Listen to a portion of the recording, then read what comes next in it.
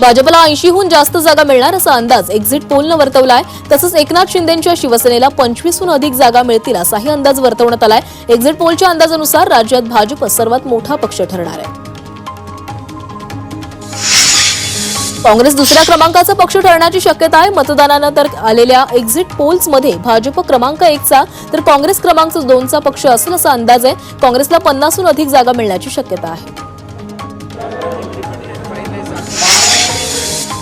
अजित पवारांची राष्ट्रवादी 6व्या क्रमांकावर जाणार असल्याची शक्यता आहे। अजित पवारांनी बंड करून महायुतीत येण्याचा निर्णय घेतला, मात्र लोकसभा निवडणुकीत त्यांच्या पक्षाचा एकच खासदार निवडून आला, त्यामुळे विधानसभेतही अजित पवारांची राष्ट्रवादी 6व्या क्रमांकावर जाईल असा अंदाज आहे। कोकणात एकूण 39 जागा आहेत। एक्झिट पोलनुसार कोकणात महाविकास आघाडीला 14 ते 15 जागा मिळतील, तर कोकणात महायुतीला 23 जागा मिळतील असा अंदाज आहे।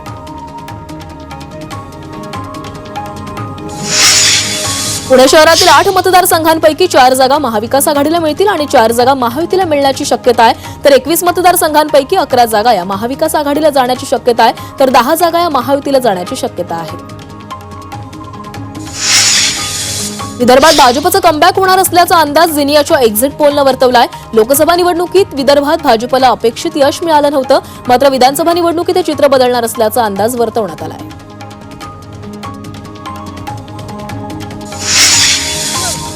मुंबईत महायुती आणि मवियामध्ये काटेकी टक्कर होणार आहे। महाविकास आघाडीला मुंबईत 18 ते 19 जागा मिळण्याचा अंदाज आहे, तर महायुतीला 17 ते 18 जागा मिळण्याची शक्यता आहे, त्यामुळे अतितटीचा सामना मुंबईत पाहायला मिळेल।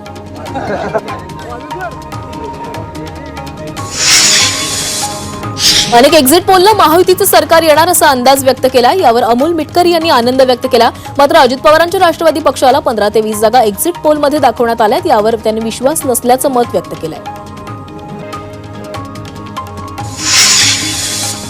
वेळ पडल्यास अपक्षांना सोबत घेऊ असं विधान शिवसेनेचे मंत्री दीपक केसरकरांनी केलंय। याबाबत अपक्ष आमदारांसोबत चर्चा करू शकतो असंही केसरकरांनी सांगितलंय। तसंच महायुतीचं सत्ता येणार असल्याचा विश्वास देखील त्यांनी व्यक्त केला। क्यों नहीं बनाएंगे? इंडिपेंडेंट तो वैसे भी प्रिडिक्शन में 10-15 आ रहे हैं।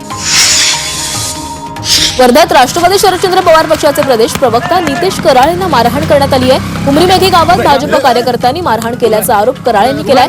मारहाणी प्रकरणी सावंगी पोलीस स्टेशनमध्ये तक्रार दिल्याची माहिती आहे। नागपुरात ईव्हीएम मशीन घेऊन जाणाऱ्या वाहनावर जमावानं हल्ला केला। यामध्ये वाहनाचं मोठं नुकसान झालंय। या घटनेनंतर भाजप आणि काँग्रेसच्या कार्यकर्त्यांनी एकच गोंधळ घातला, मात्र पोलिसांनी वेळीच हस्तक्षेप करत परिस्थिती नियंत्रणामध्ये आणली आहे। निवडणूक आयोगानं मतदान केंद्राची संख्या वाढवल्यानं मतदानासाठी मतदारांच्या रांगा कमी असल्याचं दिसून आलंय। तसंच काही भागांमध्ये मतदानासाठी निरुत्साहाचंही वातावरण होतं, तर मुंबईच्या आगरीपाडा, नागपाडा, चांदिवली, जोगेश्वरी आदी ठिकाणी मुस्लिम बहुल विभागांमध्ये मतदानाचा जोर दिसून आला। पालघर जिल्ह्यातील विक्रमगड मतदारसंघात सूर्यमाळ मतदार केंद्रावर रात्री 9 वाजेपर्यंत मतदान सुरू होतं। ईव्हीएम मशीन सुरळीत चालत नसल्यानं मतदान प्रक्रियेला वेळ लागत असल्याचं मतदारांनी म्हटलंय।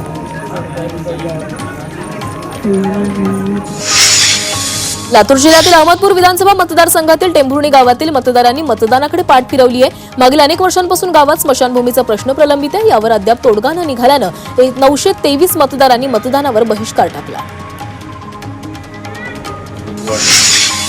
शिर्डी विधानसभेत काँग्रेस कार्यकर्त्यांकडून मतदारांना पैशांचं वाटप करण्यात आल्याचा व्हिडिओ व्हायरल झालाय। काँग्रेस उमेदवार प्रभावती घोगरेंसाठी मतं मिळवण्यासाठी पैशांचं वाटप करताना काँग्रेसचे राहता नगरसेवक सचिन गाडेकर यांचा व्हिडिओ व्हायरल होतोय। सातारा खंडाळ्यातील मोरवे गावात दुर्घटना घडली। मतदान करताना एकाला हृदयविकाराचा झटका आला। यामध्ये मतदानकर्त्याचा जागीच मृत्यू झालाय। श्याम धायगुडे असं या मतदानकर्त्याचं नाव आहे। परभणी जिल्ह्यातील जिंतूरच्या निवळी बुद्रुक येथील मतदान केंद्राच्या पायऱ्यांवर हृदयविकाराचा झटका आल्यानं मतदाराचा मृत्यू झालाय। मतदान केंद्रावर हृदयविकाराचा झटका आल्यानं त्यांना बोरी ग्रामीण रुग्णालयात उपचारासाठी दाखल करण्यात आलं, मात्र डॉक्टरांनी तपासणी केल्यानंतर त्यांना मृत घोषित केलं।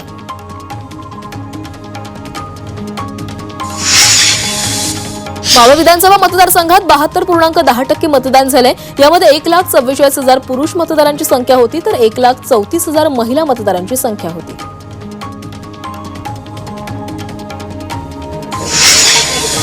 कोल्हापुरातील 10 विधानसभा मतदारसंघात 76.25% मतदान झाले।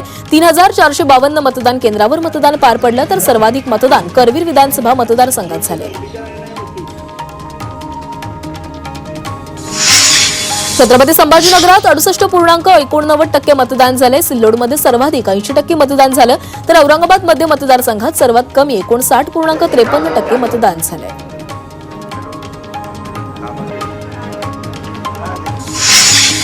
जालना जिल्ह्यात 72.30% मतदान झाले. लोकसभेच्या तुलनेत विधानसभेला जालन्यात मतदानाचा आकडा सुधारलाय. परतूरमध्ये 69.4%, तर घनसावंगीमध्ये 77.6% मतदान झाले.